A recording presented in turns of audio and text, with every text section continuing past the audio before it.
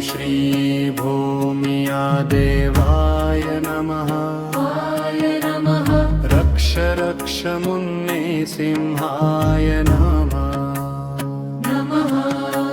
सर्वसङ्कटहरं देवं ग्रामक्षेत्रस्य रक्षकम्। ॐ श्री भूमिया देवाय नमः। रक्ष रक्ष मुन्ने सिंहाय नमः। सर्वसङ्कटहरं देवं ग्रामक्षेत्रस्य रक्षकम्। श्री भूमिया देवाय नमः। रक्ष रक्ष मुन्ने सिंहाय नमः। सर्वसङ्कटहरं देवं ग्रामक्षेत्रस्य रक्षकम्। ॐ श्री भूमिया देवाय नमः। रक्ष मुन्ने सिंहाय नमः। सर्वसङ्कटहरं देवं ग्रामक्षेत्रस्य रक्षकम्। ॐ श्री भूमिया देवाय नमः। रक्ष रक्ष मुन्ने सिंहाय नमः। सर्वसङ्कटहरं देवं ग्रामक्षेत्रस्य रक्षकम्। ॐ श्री भूमिया देवाय नमः। रक्ष रक्ष मुन्ने सिंहाय नमः। सर्वसङ्कटहरं देवं ग्रामक्षेत्रस्य रक्षकम्। श्री भूमिया देवाय नमः। रक्ष रक्ष मुन्ने सिंहाय नमः। सर्वसङ्कटहरं देवं ग्रामक्षेत्रस्य रक्षकम्। ॐ श्री भूमिया देवाय नमः।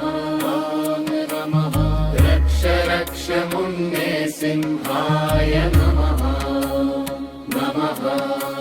सर्वसङ्कटहरं देवं ग्रामक्षेत्रस्य रक्षकम्।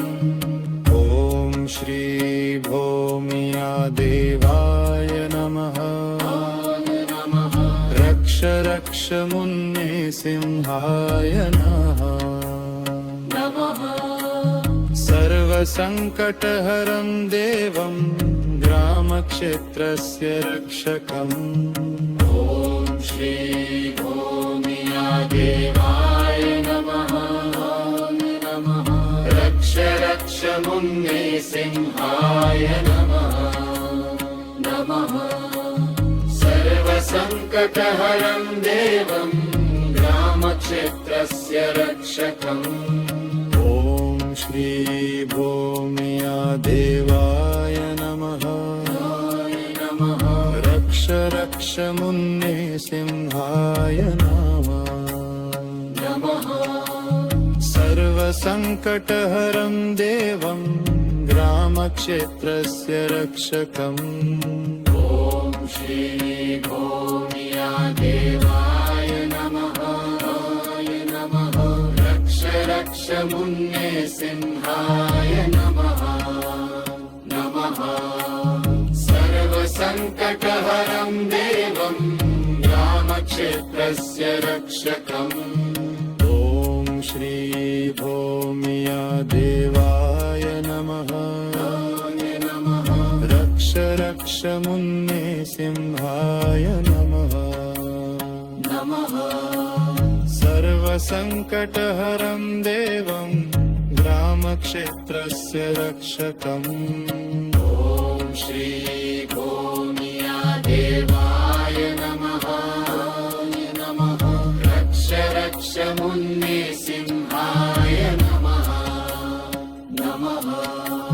सर्वसङ्कटहरं देवं ग्रामक्षेत्रस्य रक्षकम्। श्री श्रीभौम्या देवाय नमः स्वामी नमः रक्ष रक्ष मुन्ने सिंहाय नमः नमः सर्वसङ्कटहरं देवं ग्रामक्षेत्रस्य रक्षकम् ॐ श्री भौम्या देवाय नमः स्वामी नमः रक्ष रक्ष मुन्ने सिंहाय नमः नमः सर्वसङ्कटहरं देवं ग्रामक्षेत्रस्य रक्षकम् ॐ श्रीभौम्या देवाय नमः स्वामी नमः रक्ष रक्ष मुन्ने सिंहाय नमः नमः सर्वसङ्कटहरं देवं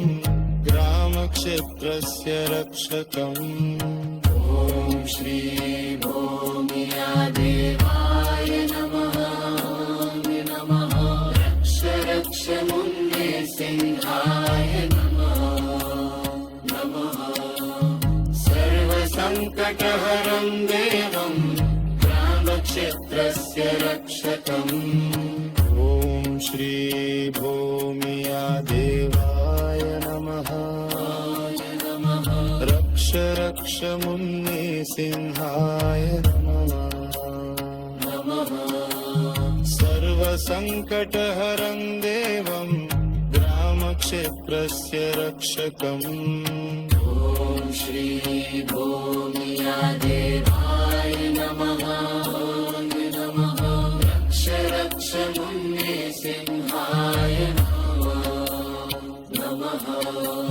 सर्वसङ्कटहरं देवं ज्ञानक्षेत्रस्य रक्षकम् ॐ श्रीभौम्या देवाय नमः स्वामी नमः रक्ष रक्ष मुन्ने सिंहाय नमः नमः सर्वसङ्कटहरं देवं ग्रामक्षेत्रस्य रक्षकम् ॐ श्री